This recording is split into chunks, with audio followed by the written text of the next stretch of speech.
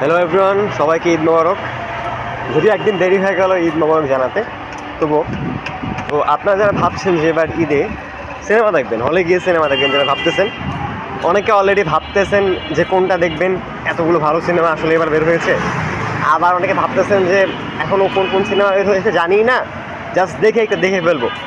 তো তাদের প্রতি আমার পরামর্শ থাকবে, বা আমি যে সিনেমা আসলে প্রেফার করবো সেটা হচ্ছে গিয়া, আপনারা যদি হলে গিয়ে আসলে সিনেমা দেখতে চানই, তাহলে অবশ্যই আমার প্রেফার থাকবে তিনটা সিনেমার মধ্যে একটা হচ্ছে গিয়ে প্রেশার কুকার, যেটা রায়হান রাফি নির্মিত।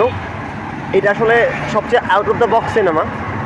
এখানে কোনো ফ্রেম আসলে কোনো নায়ক নেই, নায়কের ক্যারেক্টার নাই, আসলে সবই আসলে নায়কের ক্যারেক্টার। হ্যাঁ, অবশ্যই ছেলে অভিনেতা থাকবে, বাট ওই যে নায়িকার যে সিনেমাটা, নায়িকা থাকবে, তারপর হচ্ছে ভায়োলেন্স অ্যাকশন থাকবে, ওই আউট অফ দ্য বক্স একটা সিনেমা। এরপরে থার্ড যে আমি এরপরে যেটা রেফার করবো সেটা হচ্ছে গিয়া বনলতা এক্সপ্রেস, 100% খাঁটি বাংলা ছায়াছবি। আপনারা যারা উৎসব দেখছেন, এটা কিন্তু উৎসবের যে নির্মাতা আছেন ওনারই তৈরি আরেকটা সিনেমা। এটা ওনার তৃতীয় সিনেমা, এবং হুমায়ুন আহমেদের কিছুক্ষণ উপন্যাস, এই উপন্যাসের উপর বেস করে মূলত এই সিনেমাটা তৈরি করা হয়েছে।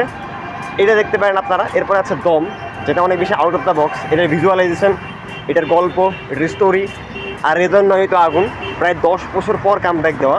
তো সব মিলিয়ে আসলে এই তিনটে সিনেমা আমি প্রেফার করবো। বাকি সিনেমাগুলো খারাপ, ব্যাপারটা এরকম না।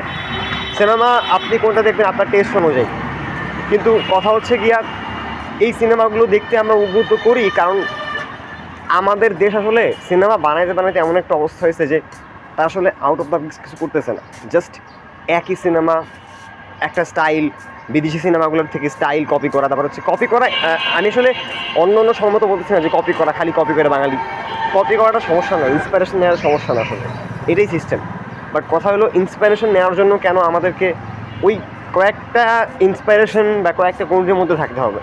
তো এই উদাহরণগুলো যে ক্রিয়েটিভিটি কেমন হতে পারে বা সিনেমা আসলে কেমন হতে পারে, সেই সবচেয়ে ভালো উদাহরণ হচ্ছে এবছরের ঈদে যে সিনেমাগুলো রিলিজ পাচ্ছে, অনেক ভালো সিনেমা। তো আমি রেফার করবো তিনটে সিনেমা দেখার জন্য। তো দেখা হবে অন্য কোনো ভিডিওতে।